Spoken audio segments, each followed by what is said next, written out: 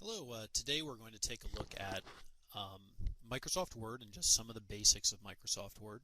So notice I already have it open. To launch your program, usually you'd go to Windows button, All Programs, and then it's probably going to be somewhere like Microsoft Office or something like that.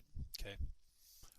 Another way to get into Microsoft Word is actually to right-click in any folder and go New, and you'll notice that Microsoft Word adds an item to this context menu. So New Microsoft Word document, that will create a document in whatever folder that you want, that you can rename. Okay, so those are a couple different ways. Notice that it gets saved with the docx file extension. Your file extensions may or may not, viewing the file extensions may or may not be turned on, but that's the default file extension for Microsoft Word.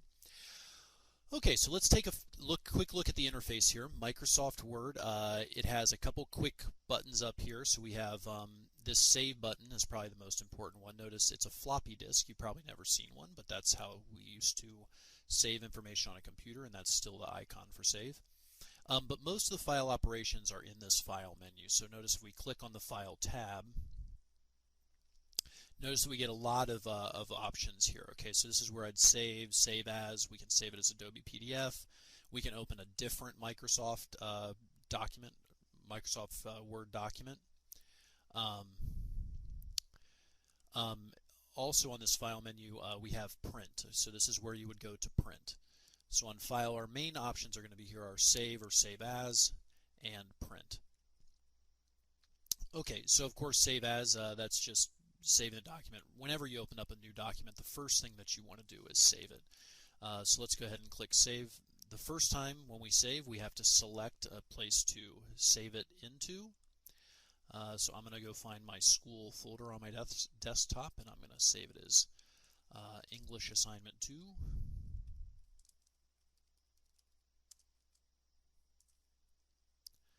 And click Save. Okay, so that's basically the file menu. Okay, now let's take a look at the home menu, or the home tab. So Microsoft refers to this thing as a ribbon right here. Okay, so this is a ribbon interface. So the tabs let you change between ribbons. And what we have here is we have your basic text editing. So I'd call this my, let's say I have a document title. Okay.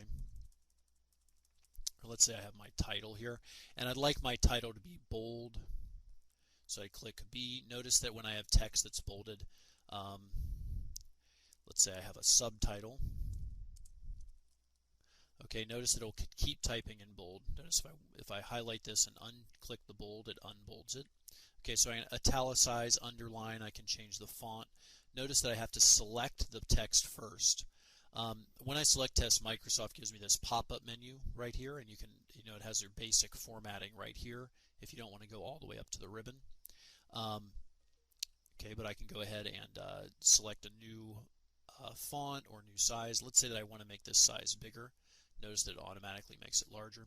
I can also center the text. Okay, so the Windows title, I'm sorry, the Home tab allows me to do all my basic text formatting. I can make a list. Okay, I can make a list, and I can make it bulleted. Here are my bullets. Okay. All right, so let's go ahead and take another look at, let's take a look at the other tabs. So insert, this is where I would insert a blank page or page break. This can be very useful. If I insert a page break, I get a new page. So anywhere on my page, I don't have to keep hitting enter. I can just put in a page break and it gives me a new fresh page. I can insert a table here. Okay, notice that it lets me select what kind of table. I can insert a picture by going and selecting a picture from my computer. I can insert shapes, different kinds of charts. Okay, the other useful thing here is going to be a header or footer. Okay, so this on the insert page, I also can insert a footer, and this could be anything from page numbers to anything else. And notice it automatically brings up the footer and gives me this footer menu. Notice that if I go ahead and insert a header, I can insert a header here.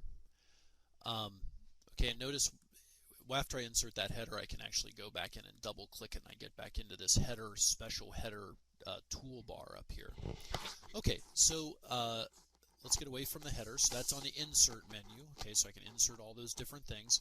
Now on page layout, this is where you actually take a look at the margin. So if your teacher has a specific margin that they need you to use, this is right where you do that. So I can adjust the margins.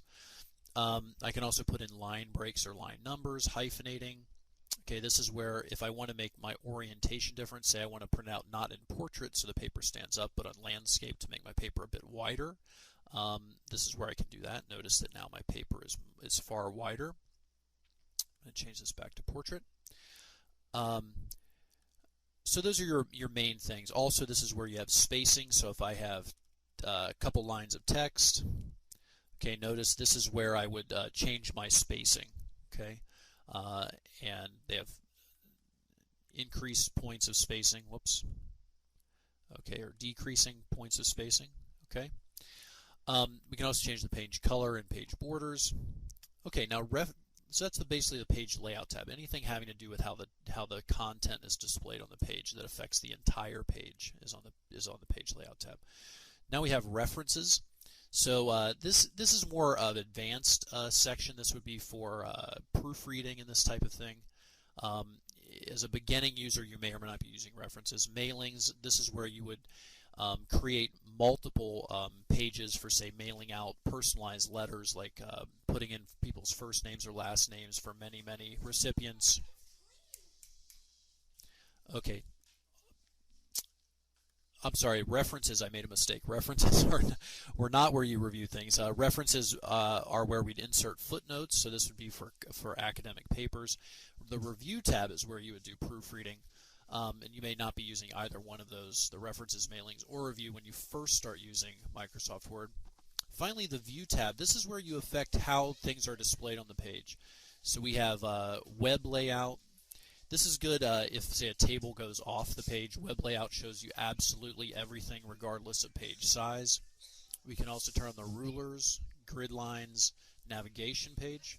Okay, rulers is probably the one thing that you'll definitely want to turn on because this can affect your tabs. Okay, so if we actually put in a tab stop, what that does for us, if we click onto this line, notice our tab stop. If I click tab one time, notice that my cursor goes over to this tab stop. That's something that you can use. We can also do things like arrange our windows that are open. Okay, finally we have add-ins and Acrobat. Okay, so that's a review of the main features of Word. You should experiment with them yourselves or use them as needed.